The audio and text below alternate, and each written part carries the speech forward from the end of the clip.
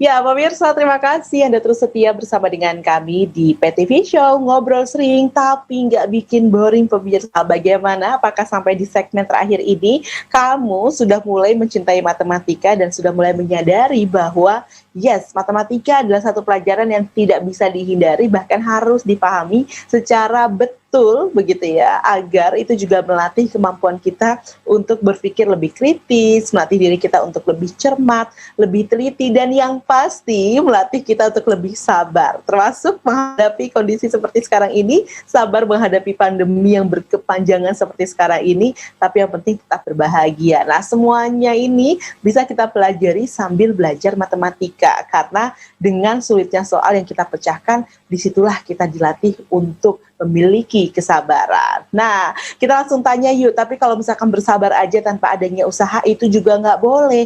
Jadi bagaimana caranya agar kita bisa benar-benar mahir matematika seperti Kak Iza? Silakan Kak Iza, minta tipsnya ya.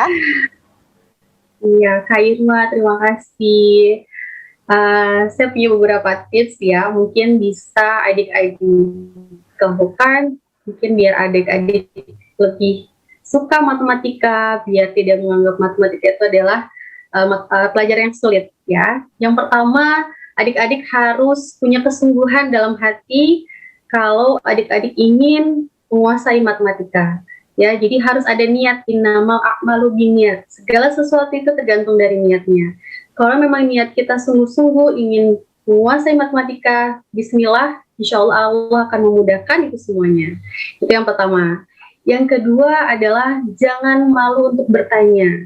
Jadi kita ketika mengalami kesulitan, baik itu di sekolah ataupun belajar melalui pandemi seperti ini, jangan malu bertanya kepada orang-orang memang kompeten dalam pelajaran matematika khususnya.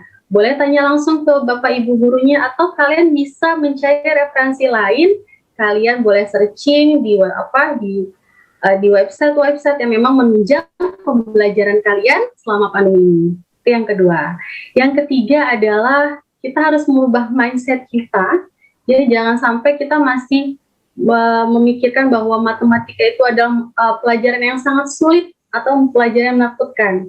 Nah, sekarang kita ubah bahwa matematika itu mudah, ya. You are what you think. Kamu adalah apa yang kamu pikirkan. Kalau kita pikir matematika sulit, pasti kesananya akan sulit terus. Makanya kita ubah pola pikir kita, matematika itu mudah, insya Allah akan dimudahkan oleh Allah dalam mengerjakan matematika. Itu yang ketiga. Yang keempat adalah kita harus sering berlatih, ya. Berlatih, karena matematika itu bukan menghafal, tapi berlatih secara terus-menerus agar kita bisa terbiasa mengerjakan soal-soal atau menguasai materi yang diberikan oleh Bapak Ibu guru. Ingat ya, rajin berlatih. Nah, yang terakhir tips dari Kaiza adalah banyak berdoa sama Allah, minta sama Allah, semoga Allah mudahkan kalian dalam menerima ilmu, terutama dalam pelajaran ilmu matematika, dengan kalian diberikan kefahaman oleh Allah. Nah, jangan lupa itu adalah beberapa tips dari Kaiza ya.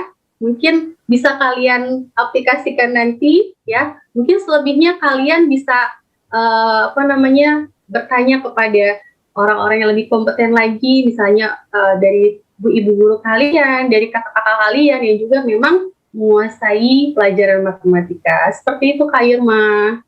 Ya, tapi nampaknya nih Kak Iza, kalau orang nih biasanya tidak termotivasi kalau tidak ada yang menguntungkan untuk dirinya. Tentunya selain nilai itu sendiri. Sekarang aku pengen kasih tahu nih sama pemirsa, sekiranya apa sih profesi yang membutuhkan skill matematika? Silahkan Kak Iza.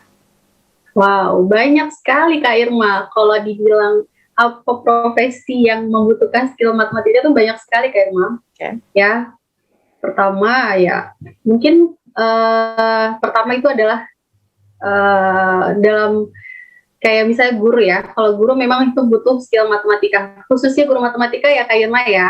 Nah, yang kedua adalah kalau kita ingin bekerja di bank, nah kita harus pintar tuh matematikanya, karena memang dituntut untuk bagaimana menghitung cepat ya. ya biar nggak rugi banknya. Nah, yang kedua, yang ketiga, kalau kita mau kerja di perpajakan, pokoknya akuntan, ya pokoknya yang berbau menghitung-hitung, nah itu pasti harus membutuhkan skill matematika kayaknya. Seperti itu. Bahkan mungkin ya ada jurusan lain yang memang kalau kita kuliahnya bukan matematika, tapi kita punya skill matematika nih, insya Allah keterima Kak Irma. Oh iya. Skill matematika.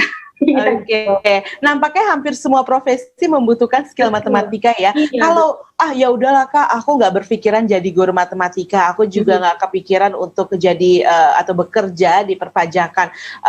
Taruhlah aku bukan untuk bekerja atau menjadi karyawan, tapi aku ingin membangun bisnis. Apakah tetap harus punya skill matematika? Sangat harus punya skill matematika minimal. Skill untuk kita misalnya bisnis itu kan pasti berdagang ya. Harus tahu untung dan ruginya. Bagaimana cara menghitung agar kita bisa untung ya. Harus pintar-pintar memanage uang, dan juga itu semuanya berbasic matematika. Seperti itu kayaknya. Nah, kalau menurut Kak Iza sendiri, ketika orang memiliki keinginan untuk bisa mahir matematika, atau ini juga menjadi tips nih untuk para orang tua nantinya yang akan diaplikasikan kepada para anak-anaknya. Sejak usia berapa sih anak selayaknya mulai diajarkan matematika? Iya Kak Irma, untuk usia anak ya yang bisa kita ajarkan matematika itu biasanya usia TK Kak Irma, dan itu pun harus menggunakan benda-benda konkret ya, benda-benda yang nyata. Jadi nggak bisa yang 1 tambah 1 sama dengan 2. Nah itu anak-anak pasti akan bingung. Itu 1 tambah 1 kenapa bisa jadi 2? Nah minimal kita kasih benda aslinya nih. Misalnya 1 pensil tambah 1 pensil. Nah, berapa pensilnya? Jumlahnya ada 2. Nah, itu pembelajaran awal ya untuk anak-anak usia TK. Nanti untuk selanjutnya, ke jenjang selanjutnya SD, nah, mungkin nanti lebih kepada teori yang lebih sulit lagi ya, tapi masih dalam tingkatan mudah ya. Nanti untuk baru nanti ketika SMP, SMA, baru nanti dia metodenya bukan kepada konkret lagi. Ya gitu Kak Irma. Oke, kalau bukan konkret lagi, lantas metode apa yang harus dipahami oleh siswa-siswa yang sudah beranjak naik kelas itu? Ya, berarti pemahaman konsep Kak Irma yang penting itu. Jadi matematika itu kan seperti tadi yang saya bilang, dia tidak bisa menghafal, dia harus bisa memahami konsep. Bagaimana sih konsep penjumlahan itu yang betul seperti apa? Kenapa 3 tambah 2 bisa jadi 5? Awalnya itu dari mana? Nah, kalau anak-anak sudah mengerti konsep, insya Allah nanti ke depannya dia akan bisa memahami tingkatan pelajaran selanjutnya. Seperti itu Kak Yoma. Oke, nah kalau menurut Kak Iza sendiri, berapa kali sih waktu yang dibutuhkan untuk mengulang-ulang pelajaran matematika dalam 1 hari? Tergantung ya Kak Irma ya, mungkin setiap anak tuh berbeda-beda. Ada yang anak hanya dijelasin sekali ya, dia langsung paham. Ada anak yang dijelaskan berulang-ulang kali ya, dia masih belum paham. Makanya kita harus menyesuaikan karakter atau kemampuan dari anak itu sendiri. Itu Kak Irma, jadi tidak bisa menyamaratakan semuanya. Oke, lagi-lagi itulah kenapa dibutuhkan adanya pendampingan begitu ya kepada setiap siswa. Juga ini menjadi tips juga untuk para orang tua agar lebih peduli terhadap anak-anaknya dan bukan memaksakan, tapi lakukanlah pendampingan. Ya Kak Iza ya. Terima kasih Kak Iza sudah bergabung bersama dengan kami. Semoga sukses selalu dalam mengajarkan anak-anak dan berhasil untuk mencetak generasi masa depan yang membanggakan di masa depan yang akan datang. Terima kasih Kak Iza, sampai jumpa lagi. Dan pemirsa Muhammadiyah dimanapun Anda berada, terima kasih sudah bergabung bersama dengan kami. Semoga ini juga bisa menginspirasi Anda pemirsa dalam program PTV Show. Dan tentunya terus saksikan program-program televisi Muhammadiyah yang akan terus memberikan informasi yang cerdas dan mencerahkan. Sampai jumpa di episode berikutnya. Assalamualaikum warahmatullahi wabarakatuh.